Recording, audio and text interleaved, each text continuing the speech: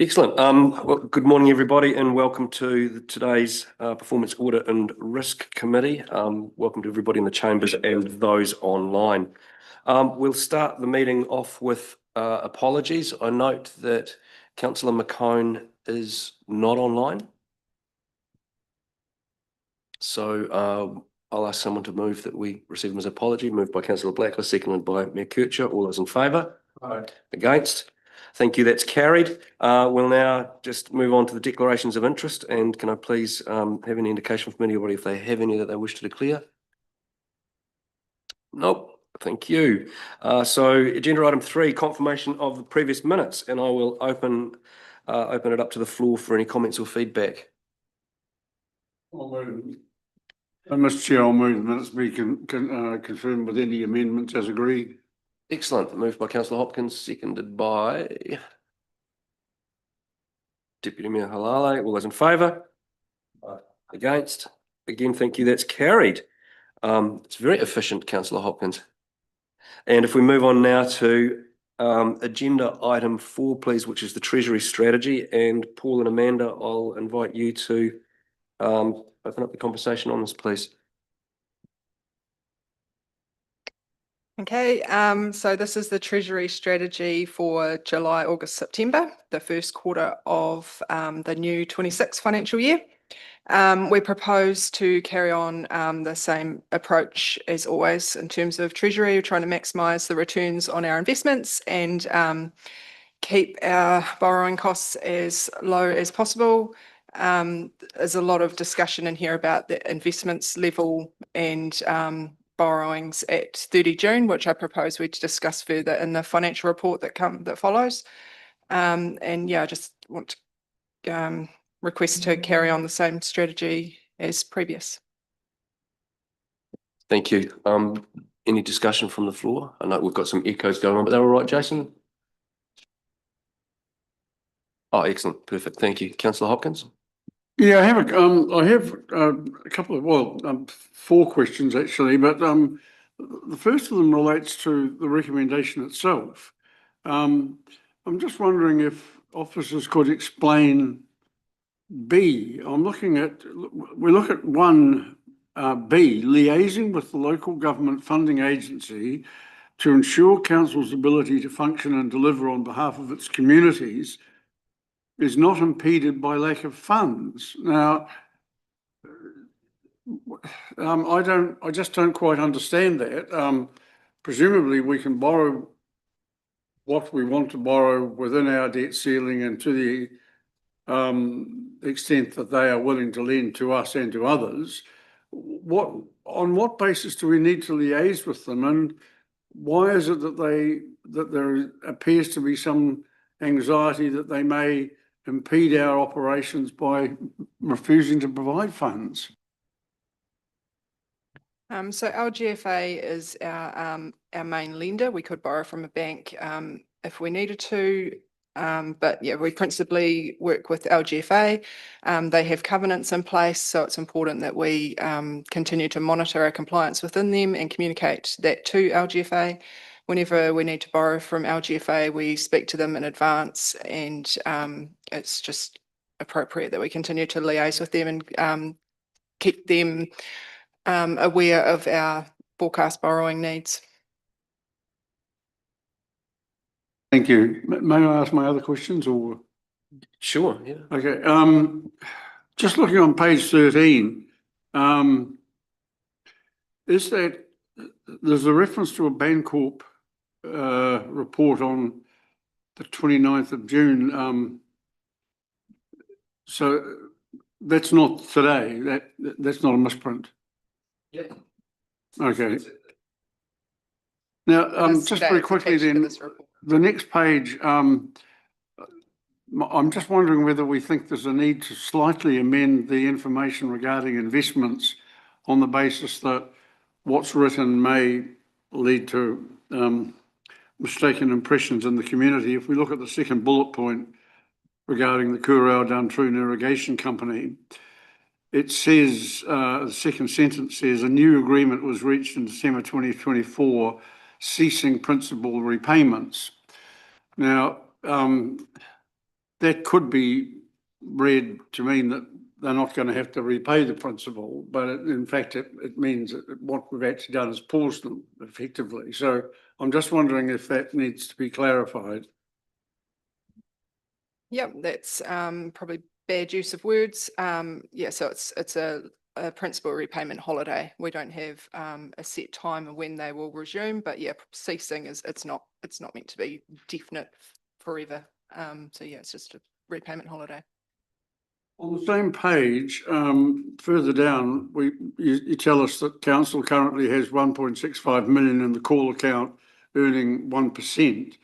Has anyone done anything or any analysis to see if all of that money has to be there, or whether some of it can be in some of the higher yielding accounts that generate 2.35%, 3.9 or 4?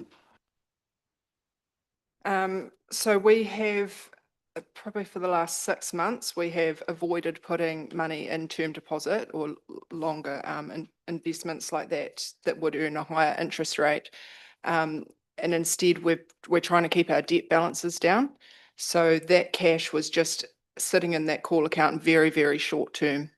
So it was used shortly after 30 June. Yeah. So one of the things, Councillor Hopkins, that Amanda and the team have been doing better and better over the past 6 to 12 months is reducing the amount that they need to borrow from the LGFA for those short-term pieces. But what that means is that you can have for a period of some weeks, maybe $1, $2, $3 million that sit in that call account, but that's a cheaper, more efficient use of funds than putting that on term deposit and then having to go to LGFA and borrowing 3-month paper. I do want to pick up on some of that later on, though, when we look at the balance sheet down the track. If I can just go back to page 13 for a minute, I had some comments. I don't know when this was written, Amanda, but under the current situation, the market piece here, it's just fundamentally wrong the way that it's written in here. We talk about rapid changes in the OCR in the past 2 years have increased council's borrowing costs. The OCR has been consistently dropping since November 2023. So for us to reference that there's been increases in OCR that have increased our costs is just incorrect. It says with the constant rate drops over the last 6 months, we've had constant rate drops for the last 18 months. And so this just takes me to a theme that's going throughout today's papers that I'd like to challenge at various times, where we talk about increased borrowing costs against budget for the organisation in an environment where OCR is dropping significantly and when our overall debt's $25 million less than what we budgeted it should be. So I'm keen to pick up on that as we go through a little bit, but just we need to tidy up that piece down the bottom of page 13 next for the future. Sorry, Councillor Hopkins. Okay.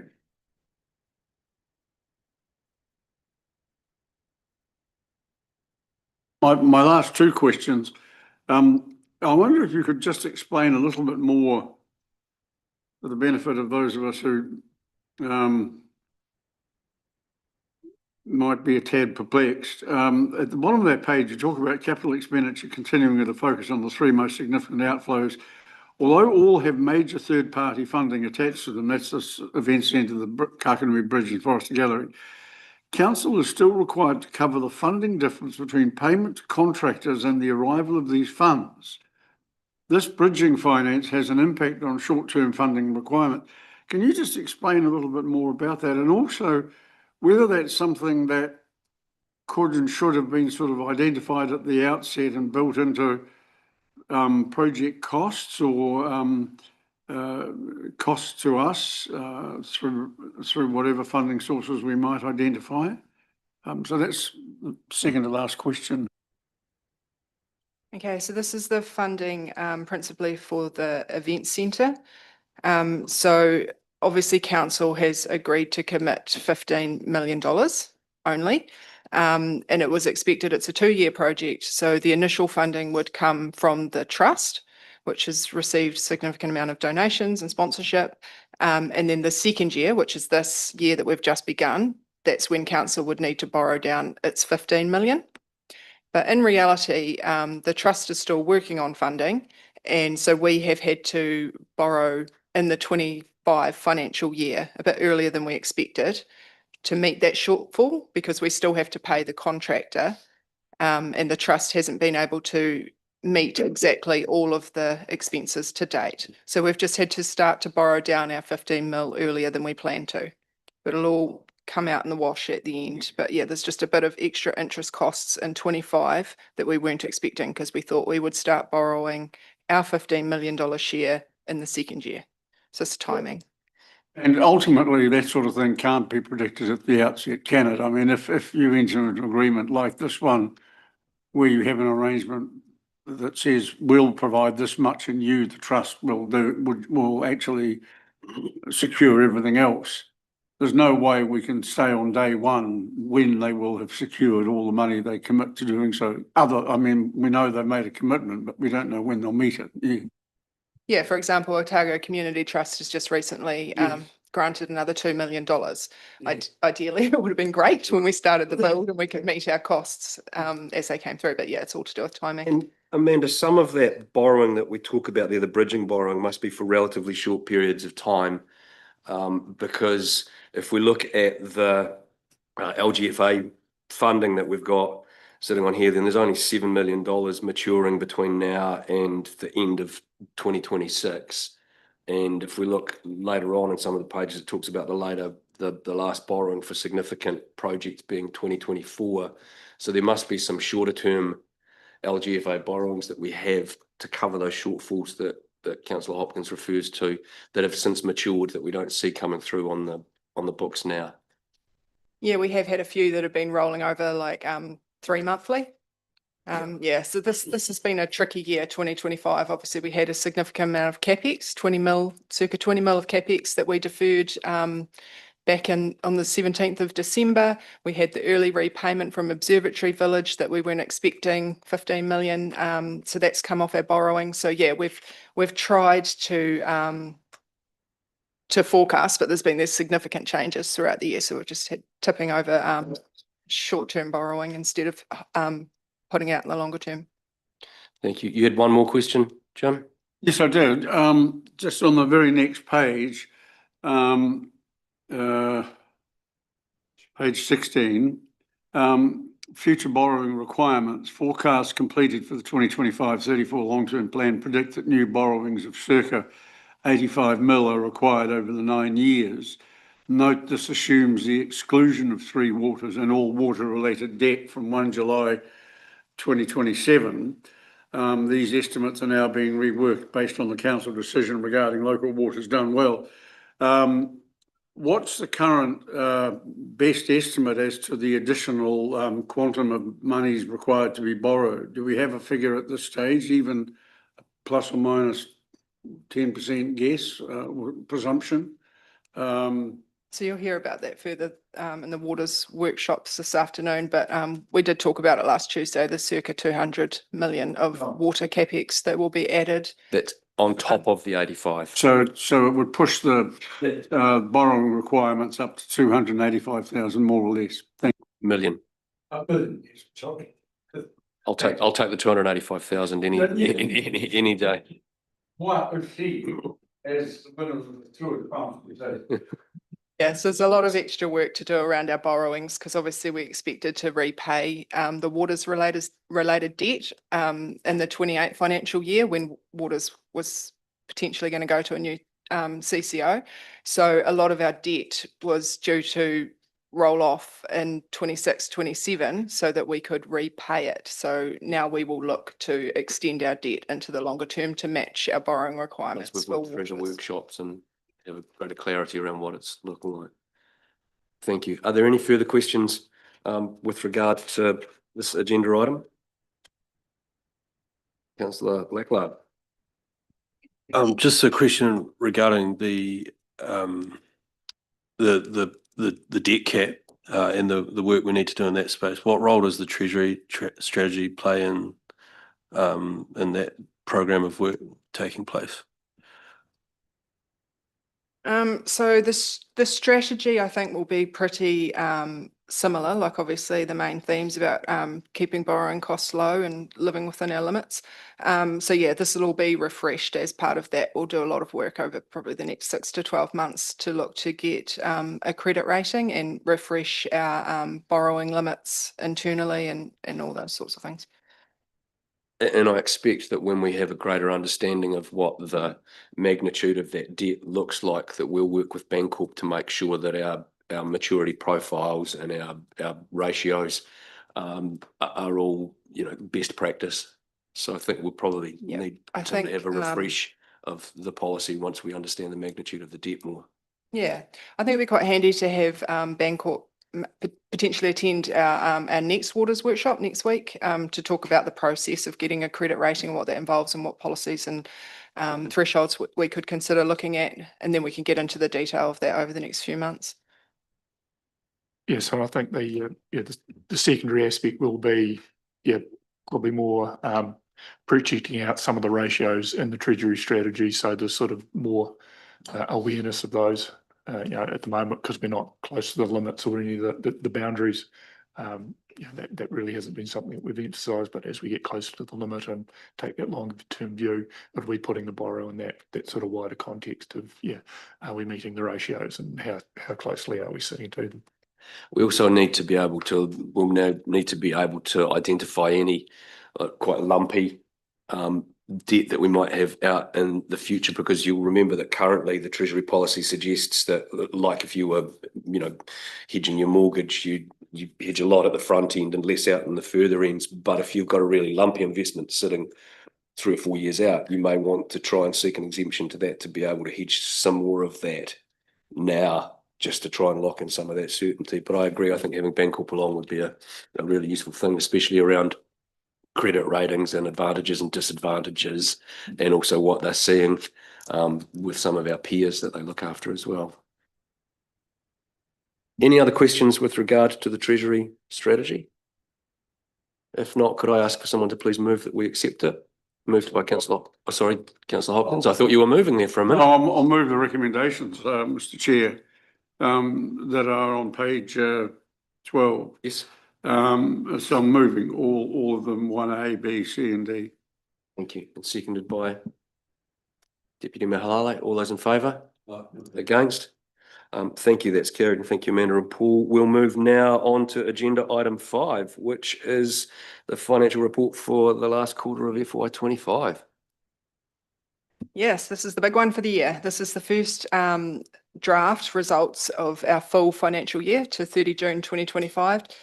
Stressing here that it's draft. We do a lot of work around these final year end results because that's going to be what's in our annual report. So we need to go through the CapEx and specifically make sure the difference between like what's expensed and what's capitalised. We have the revaluations still in progress that haven't been booked into these results yet, which impact on some other line items.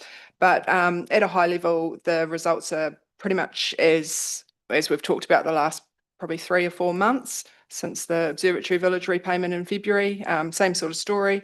It's good to see our operating deficit 363k against the budget surplus. So it's come back a lot because we were 6 months ago, we were forecasting a much more significant deficit.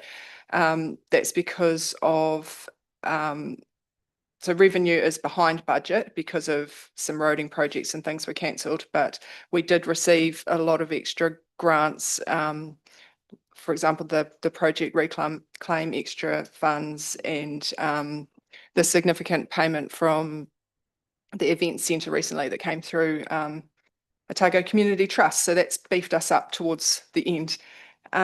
Expenditure is over budget by 3.6. The depreciation we've talked about all year long, that was because the significant revaluation increase at 30 June 24 that we didn't predict.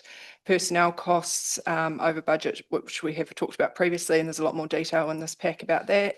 And I've also given a lot of breakdowns, hopefully enough breakdowns of other expenditure as well. So hopefully you can see the specific line items that are over and under budget within that.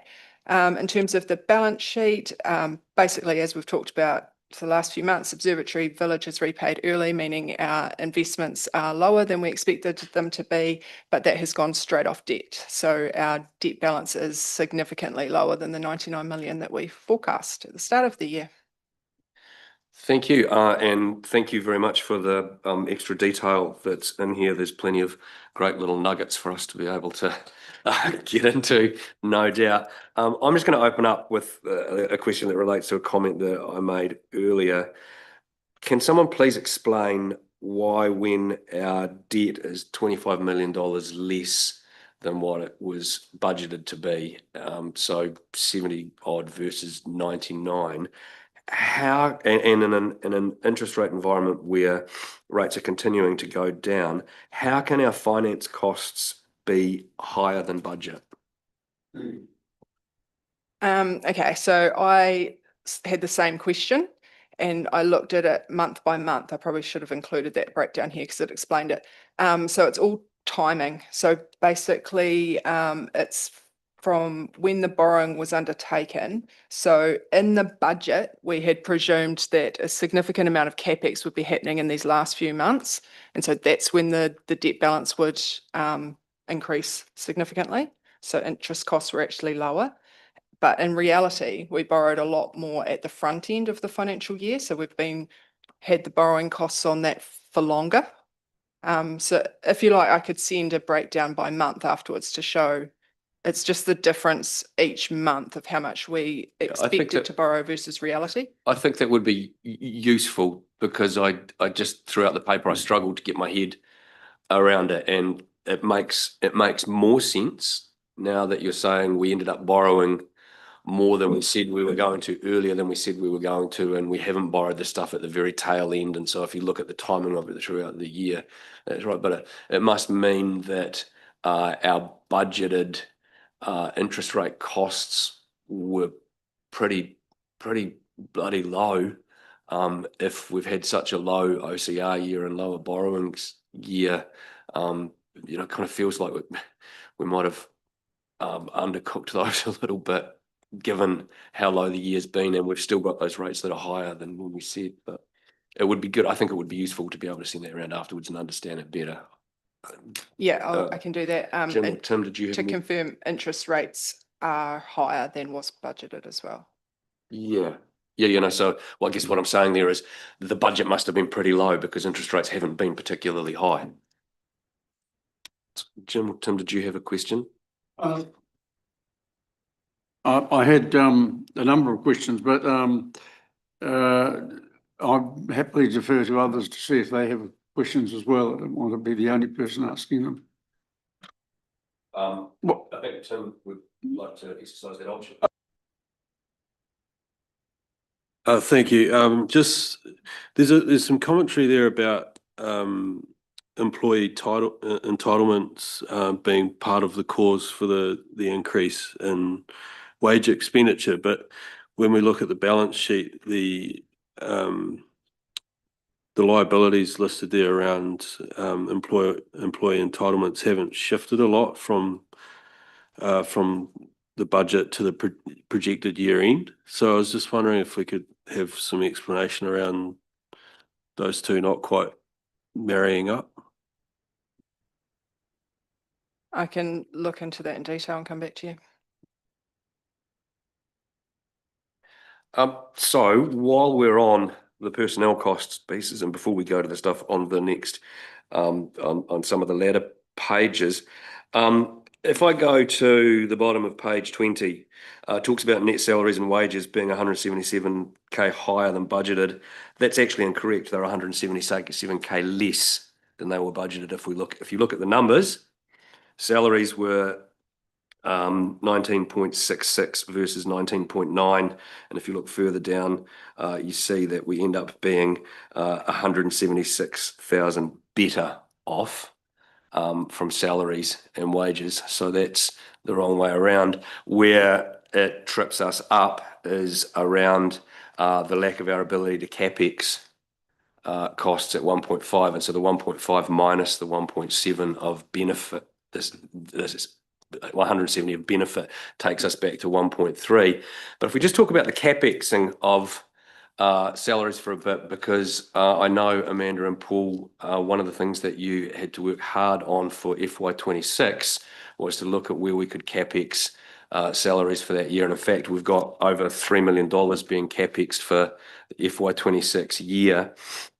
I'm assuming that when we look on page 25, you can see that it was 2.148 of salaries that were capex for 25. So that means that we must have had about 3.4 of budgeted capex for this year for salaries.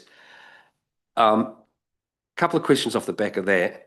If we said there's $1.5 million worth of salary that we're going to capex because those people are all going to be working on really important specific projects that we'll be able to capex for, and we didn't end up completing those projects or doing that work, what did we spend that $1.5 million on?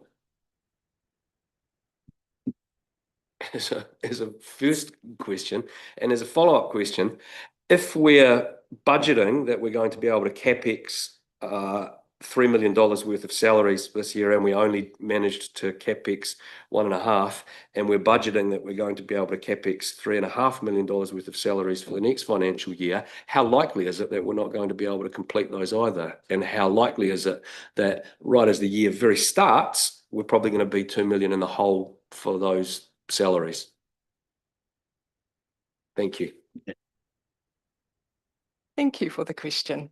So just to emphasize again, these are draft figures. So we do need to go through our capex in detail and work out the split between expense and capital. So accounting wise, the auditors are going to come and scrutinize all of this employee cost that we capitalize to the asset. So it needs to actually be time spent in creating an asset to be capitalized. So that is some more work that we need to do. So potentially that figure could grow for the 25 financial year.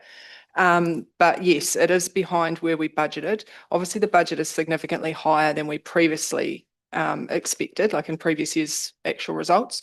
There is a lot of areas where like in digital services, where we have staff that are contracted to create an asset, and software or like digitizing property files, and that work that they do day in and day out should all be capitalized. So it shouldn't be expensed.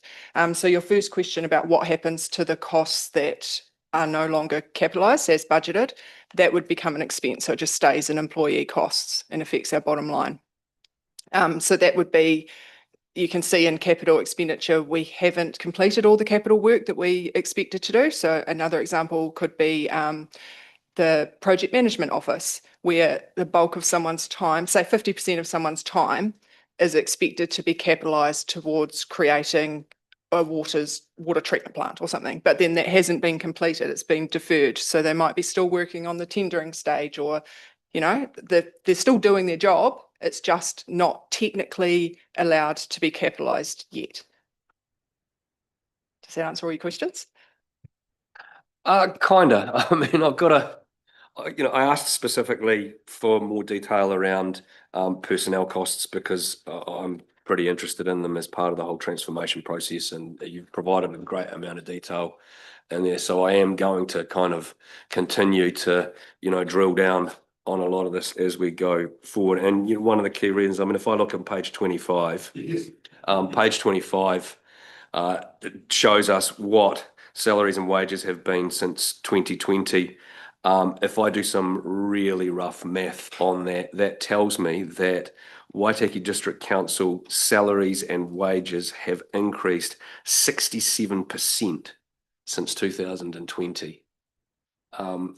That's a phenomenal number. And when we look at, even just the differences between 2024, so I would call that directly pre-transformation versus what we're looking at for 2026, that suggests to me that before we look at capex and any costs, pre-transformation and post-transformation, we're seeing an 8% rise in salaries and wages across the organisation, which fundamentally, and this is not, I'm just making these comments now publicly because I think they're really, really important. What we're seeing here is an 8% increase in salaries and wages post-transformation.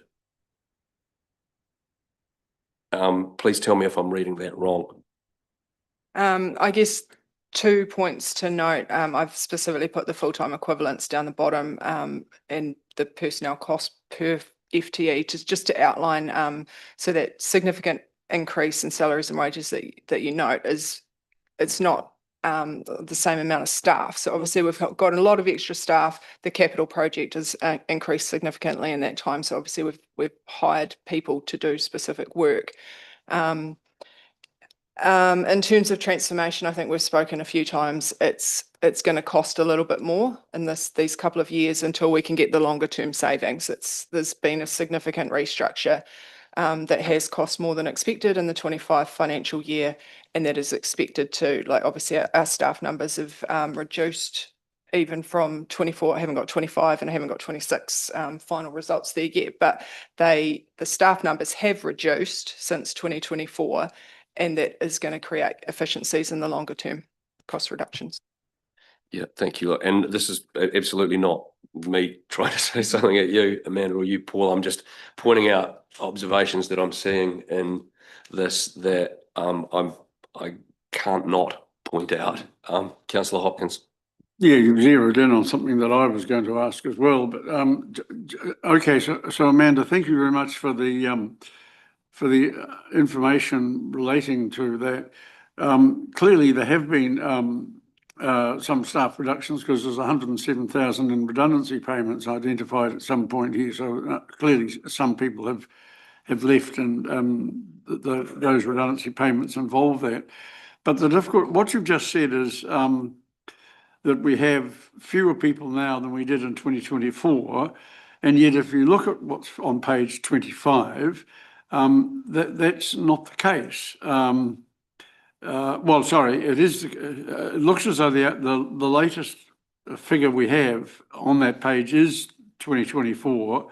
So do we have a 2026 figure that corresponds with and indicates the level of production in relation to that number of 207?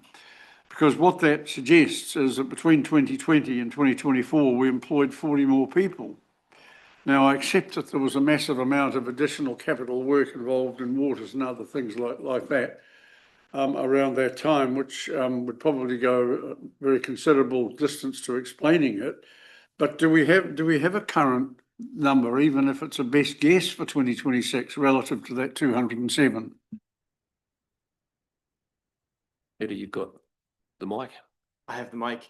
So there was an action for Mr. Parmley to come to council later on today with our updated FTE figures. It was an action point. Our FTE is 214.2125 as of the 30th of June. That is 197.325 permanent and 16.8875 fixed term. So the numbers, as has been described on a number of occasions, there's a 2-year pathway to reducing our headcount as a result of transformation. So, as we embed some of our new ways of working, we'll be able to reduce some of our workforce in other places, for example, in our customer facing services. So the numbers are coming down. Just to point out as well that the number in relation to severance payments isn't just redundancies. It's anyone where employment has ended and there's been monies owed as a contractual obligation. It hasn't just been redundancies. Thank you. And look, I don't want this session to be a let's challenge the transformation program piece. But if I step back a wedge or two and I look at if I just look at 2020 versus 2026, it's a staggering growth. And so rather than get the transformation noise in here, I just wanted to step back a level and look at that. Deputy Mayor Halale and then Mayor Kircher. Yeah, no, thank you. I just wanted to make a comment. Like, I think when we look at it, numbers and numbers, but it's quite helpful just to have that narrative, just to help explain it a bit more, to give it the real context of what we're looking at. It's you can't just say 2020 to 2024, like without a narrative in between. So I think it's just helpful just to help, like explain that in relation to the transformation program, the water reforms, all of the, like the government expectations that are had on our staff. And I think that will just build a broader, more richer context, because we do have to manage expectations of, I don't want to throw out numbers of FTEs and this and this and this without the proper context that sits behind that. So instead of keeping it behind, just bring it to the forefront, just to help explain things, give more clarity and just a bit more assurance of what is the real picture is looking at. I think that would be great. It might reduce the amount of questions people like me ask sometimes, but Mayor Kircher. Yeah, thank you. Certainly picked up on a thread that I was looking at, and looking at the increase in numbers, and I think around this table we've agreed that we would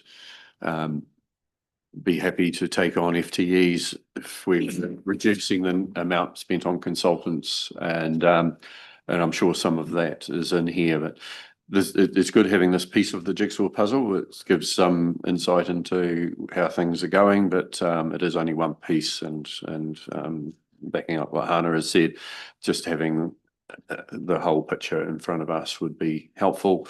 So just understanding, where have costs been transferred from, and again, not in as a beat up for transformation or anything like that, but we had asked very early on in the program that we would get updated financials on transformation program, and it would be good to have that come to us, including the use of carry forward project funding that might have been allocated. The council, it was the previous council that agreed to reallocating a lot of resource to go into transformation.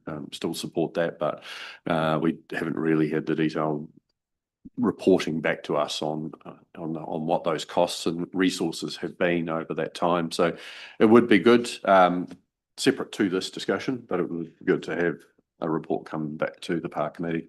Yeah, thank you. I think that to both your and Hannah's points, what we're seeing coming through now in the reporting is some really, really rich, useful numbers that we haven't been able to have in the past. And with those numbers, we obviously create more questions and more challenges. And so for me, because I know that you are so busy with everything else that's going on, I think what I'm going to commit to working with you more as we pull this together to help put some of that narrative in there, and address some of the comments that Hannah's made.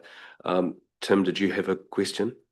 Were you pointing? Oh yeah. I was just gonna say, like, aside from staff or personnel costs, if we go to page 21, there's a whole bunch of pretty large scale variances there that I would be interested in drilling into a little bit more to understand what some of the key reasons are, but we probably don't have time to canvas. I think we can ask today, a couple of the big ones. And, when I was catching up with the mayor earlier, we were talking about just the amount of costs that were associated with the district plan, review yeah. of the district plan this year.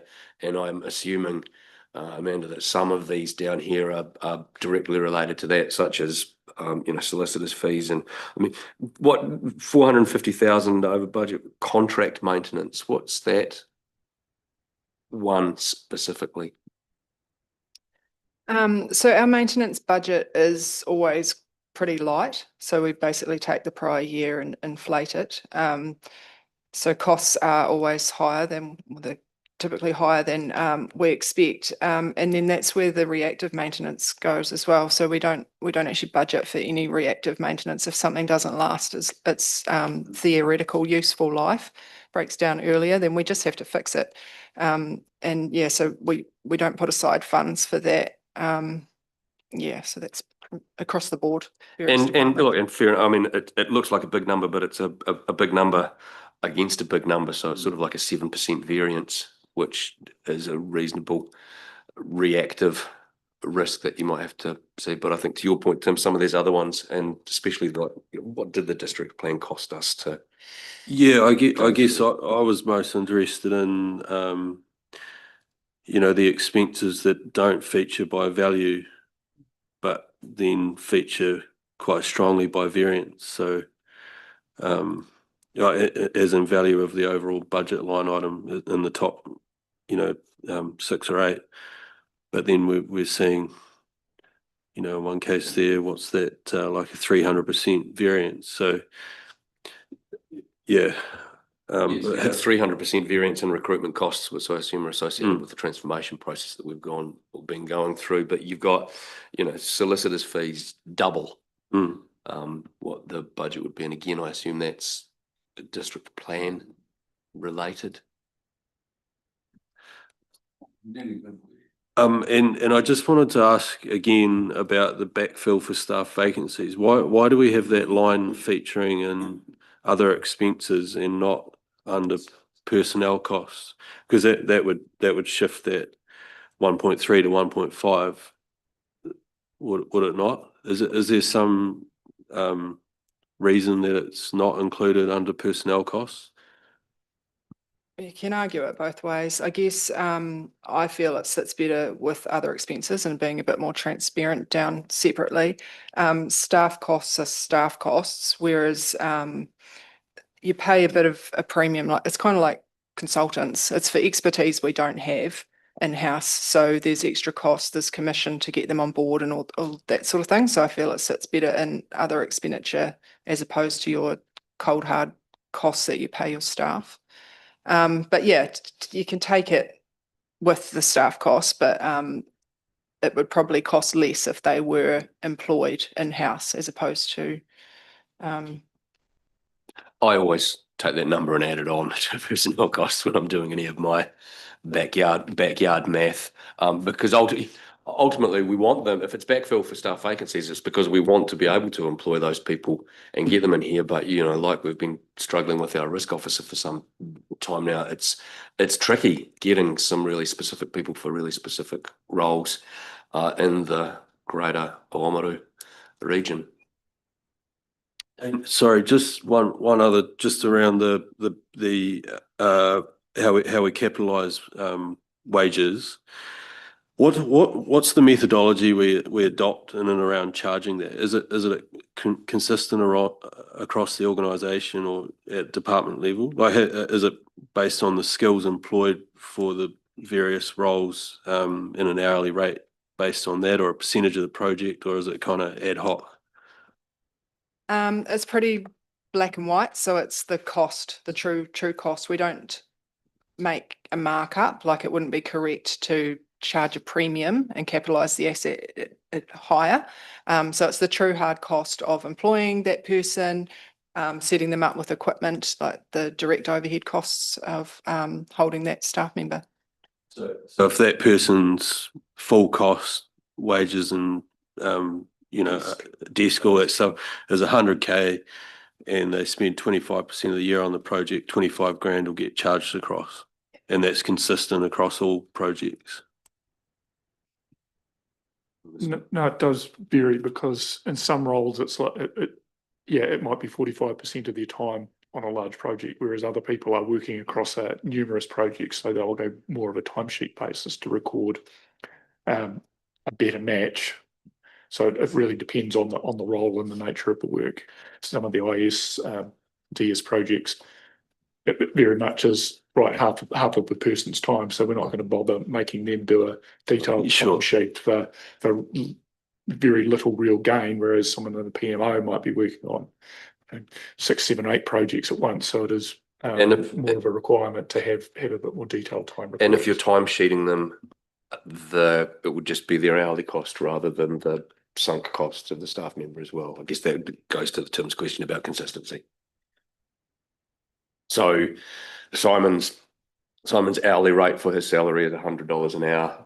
He's been working 25% of the time on that project, so we're going to charge $25 to that project on a timesheet basis, but not look at the other costs such as his desk and laptop and mobile.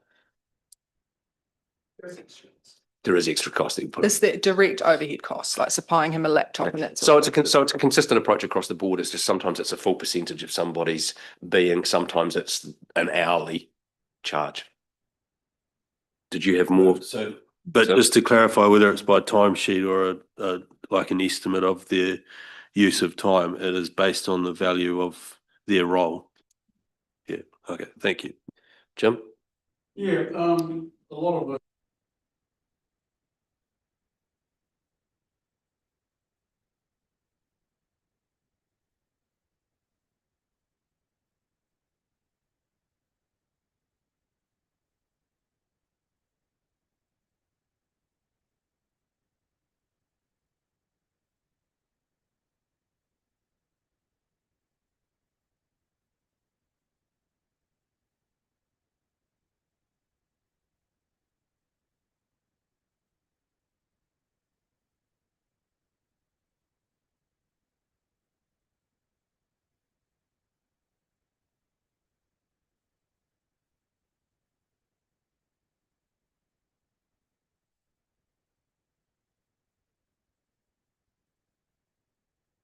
we only recovered 2,147,940.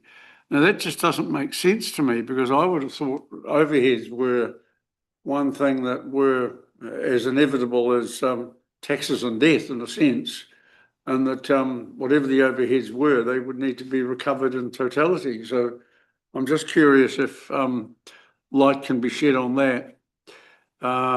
And I have, I do have one other Let's question. rattle through those ones first, Jim, so Yeah. that we don't forget what the questions were. So, your first question was around usage charges. I guess, Amanda, just to Yeah. help out with that, there is a specific comment on page 20 about the fact that the building and consenting activities reduced significantly Yeah. compared to what was budgeted.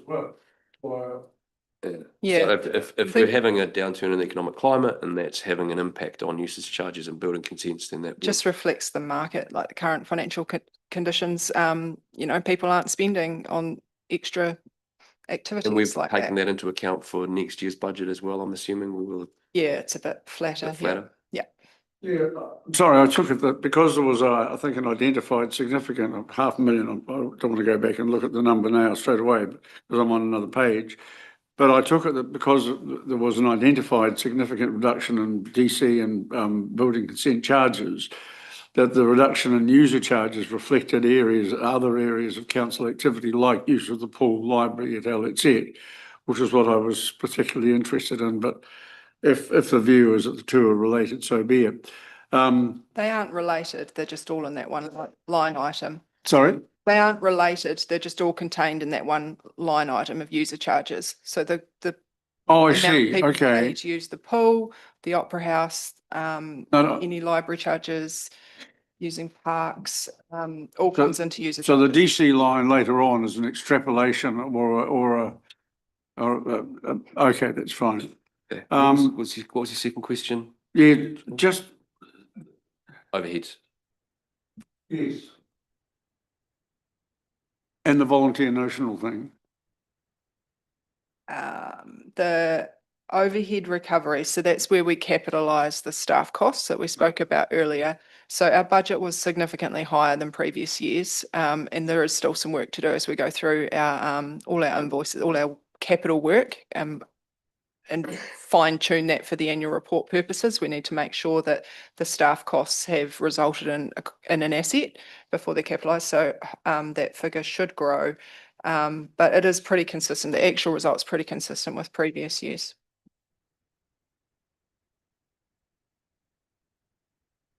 There's 107,000 they're showing as volunteer notional cost. Okay, so for accounting wise, we need to recognise the cost of our volunteers. So that's inflationary increase, probably increase in number of volunteers. It's just an accounting treatment. We need to recognise the cost of it. Okay, look, my last two questions then, on page 24, looking at the CapEx variations, noting that you've identified that the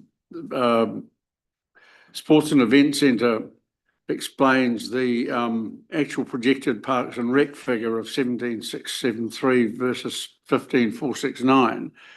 What hasn't been done in property to explain that $5 million reduction in works? It just seems It's the like Forester Gallery. It's been So- delayed. oh, The Forester oh, Gallery okay, project's a bit right. behind schedule. All right, last one, Jim. yeah.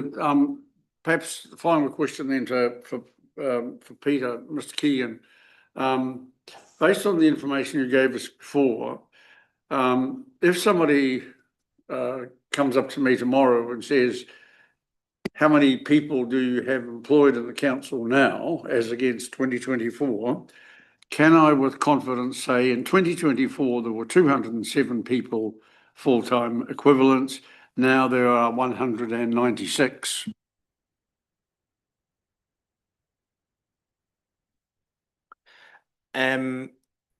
The answer to this is quite nuanced. Apologies. So while we have 197 FTE, that equates to 223 permanent employees. We have a number of casual staff as well, so 0 hours where they don't have a set number of hours. So we have 42 people engaged on casual contracts. So for example, our front of house staff, our cafe staff, our lifeguards, some of our customer liaison officers. So altogether, in the 214 FTE that we currently employ, it's 283 people, recognizing that not everyone is a full-time employee. But sorry, I appreciate that it's nuanced and that there's lots of different ways that you can slice the cake, but to Councillor Hopkins' point, if someone comes up to him in Woolworths tomorrow and says the number in 2024 was 207, what is the number in 2026? Is 197.325. Excellent. Thank you. Thank you, Mr. Keegan, thank you. Great, thank you. Look, I'm conscious of time. If there's no more, apologies, sorry. No, you go for it, Jeremy. I just again to that point of some more context from 2021, we 22 million in capital works, and then 2024 is over 35 million, so it's almost 100% increase in capital works delivered. Yeah, and that's exactly the kind of context I think that Hannah was referring to before. Like that's really useful to be able to add that in there. I don't think any of us are sitting here accusing us of growing staff by 25% and not seeing any increase in productivity or all those bits that are going on. But it's that Woolworths conversation that Jim needs to be able to have. Excellent. So look, on that basis, could I please ask for somebody to move that we accept agenda item 5.1, the financial report for the quarter? I'm happy to move that, but also just in reference to what I said before, move that request officers to bring back a report to the Park Committee detailing the costs and resources allocated to the transformation program. Do we have a seconder for that? Councillor Hopkins, all those in favour? Aye. Against? Thank you, that's carried. And with regards to moving the agenda item in total, it's moved by you, Gary. Oh, we put both. Yep. Okay. Thank you. It's usually it was both. Thank you. We'll now move on to agenda item 5.2, which is the Treasury report. And given the conversation that we've just had, I am hoping this will be a relatively succinct discussion. Anybody got any questions or comments with relation to this agenda item?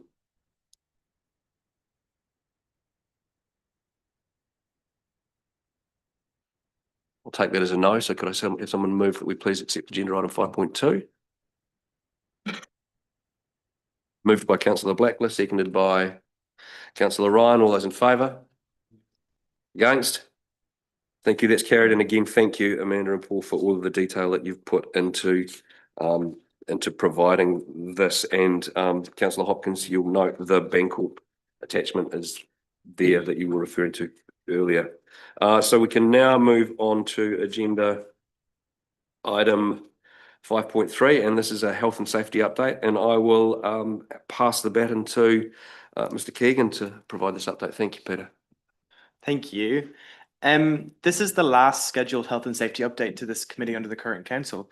So just kicking off with a thank you from myself and Bill on the direction and guidance that you've given us in the health and safety space. The report presented will take as read, and happy to take any questions. Thank you. And so any questions from the floor? Mayor Kircher. Thanks very much, and thanks for the report. We keep getting told that the airport there's high risk and health and safety issues, but we keep failing to see it reported in the health and safety update. Just if we're going to be having oversight of health and safety, and we're getting cases come to us because of that risk, it would be really good to make sure that it is included. I know this might not be quite the report for that one, but it is making sure that it is acknowledged and identified for future reports. Partly a question, partly a statement. Thank you, Mr. Chair. Thank you, Mayor Kircher. In the report, we've explained that we've held a critical risk assessment workshop with an external vendor. The airport came up through that workshop. So as we're working through the recommendations from that report, the airport will become more of a visible piece in future reporting as we work on refreshing our critical risks. to my awareness, there have been no incidents in the airport in the reporting period, which is why it's not explicitly appearing in the report at this moment. But with the recent appointment as well of our airport manager, we'll be working quite closely to look at our risk profile, our health and safety risks, as well as our public harm risks in that space. Thank you. Councillor Hopkins. Yeah, a couple of questions. What happened to the rough sleeper in the library car park? What was the security issue at the library kiosk? And the occupational violence and aggression, these are things that concern me. You've identified 4. Can you tell us a little bit more about those, including this incident at a public meeting that saw the police involved? In relation to the rough sleeper, the incident that arose was the rough sleeper sleeping in the car park, and a staff member pulled up, was afraid that they were going to run him over. The arts, culture and libraries manager, along with our Stronger Waitaki lead, have engaged some of our staff and the Stronger Waitaki network, and engaged with the police to try and find a viable option for that individual. I can't speak as to what has happened since then, just that we haven't had any further incidents of them sleeping in our car park behind the library. As I explained at the last PAR meeting where we presented a report, we are seeing an increase of threats of violence against our staff, and also threats of self-harm. We're working closely with the local police. We've engaged with the local senior sergeant, and we have ongoing communication where issues do arise. Even last week we had 2 incidents of self-harm where customers were threatening to harm themselves, where we automatically engaged the police and resulted in welfare checks. In relation to the public meeting, I don't have the details of that. I will need to come back to you on it. And was there anything else? Yeah. There's the security issue at the library kiosk. So the library kiosk, as it currently stands, is a temporary solution. So Lisa Bailey, our director, community engagement and experience, and our arts, culture and library manager are designing the permanent solution. So there have been an incident raised where an individual came behind the till while the till was open to collect a pen to write down a phone number. So that was recorded as a health and safety incident where they came behind a restricted access area. But we're building that into our designs for the permanent solution in the library. Thank you. And I think that Mr. Hope can provide some more context to the public meeting. Yeah, so this was basically a person that made potentially threatening comments on social media in relation to one of the public meetings to do with the water engagement. But rather than shut the public meeting down because they said they were going to attend, it was decided just to take a precautionary approach and just contacted the police, and their response was to send an officer along to the meeting just to make sure that all the public and council representatives safe. Thank you. Are there any further questions for Mr. Keegan? Councillor Ryan. Thank you. I guess just with the ongoing narrative about an increase in threatening behaviour, challenging public psychosocial harm, but one thing that really concerns me, and it's something that current staff, ex-staff, and some members of the community have raised with me as well, is the move away from dealing with inquiries here and trying to channel most of those through like the library and potentially the pool going forward. Like obviously that behaviour is not acceptable anywhere, but like I guess when it is happening and there is a trend of it increasing, and it's happening in places that like the library where there are vulnerable people around, that just doesn't sit that well with me, that we could have like a major incident there and be exposing more people to risk. So like, is there any thinking about how we, with that trend of increasing challenging behaviour, how we manage that when we're directing people, to go to places where there are more people around, I guess? So part of that is going to feature into our design of the permanent kiosk solution at the library is around, what is the traffic of people coming in versus, traditional library users versus those that are coming in to pay their rates notice or register their dog. So that will be factored into the ongoing design. We're also looking at the training that we're giving staff, so making sure that staff are trained in de-escalation, self-safe training. So again, we've had the police in to review the library and look at, if someone did come in and threaten harm, what would the response plan be, and how would staff navigate that situation, and make sure that it was as safe as could be. One of the challenges in the space is that we never know what it might come. We can only kind of prepare for the best things that we know or what we can presume might happen. And it's about giving staff the skill sets to be able to navigate that and maintain an element of safety as well. But it will be featured into our ongoing design of the library and also of our health and safety systems as we work through the recommendations from the workshop around our critical risk. So, yeah, just to add to that, sort of quickly trying to think of most of the incidents. Most are actually more when it's one or two people out in the community rather than in public spaces. I think people are more emboldened when they see someone by themselves, rather than in a relatively controlled environment like either downstairs or the library. And that's, that's again why it's a focus on staff that are out and about, and potentially isolated, so making sure that they are as safe as practical. I think, thinking about the incidents I'm aware of, most of them are actually in that kind of setting rather than in the formal setting. So it's, but we still need to get out and about for people to do their job. So it's Thank you.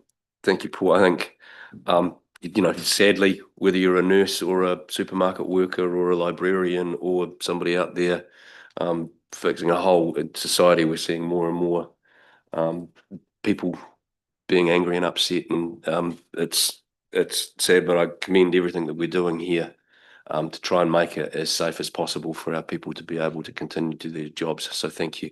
Are there any further questions on the health and safety report? If not, could I ask? Moved by Councillor Hopkins, seconded by Deputy Mayor Halale. All those in favour? Against? Thank you. And thank you again, Peter. It's carried. We'll now, I now would like to propose that we move into public excluded. So can I have somebody with that? Councillor Blacklist, seconded by Councillor Hopkins. All those in favour? Against? Thank you, that's carried. And that ends our public session. So I'd like to thank everybody online for joining today, and wish you a safe and healthy Tuesday. And with that, we'll just pause while we move into public excluded.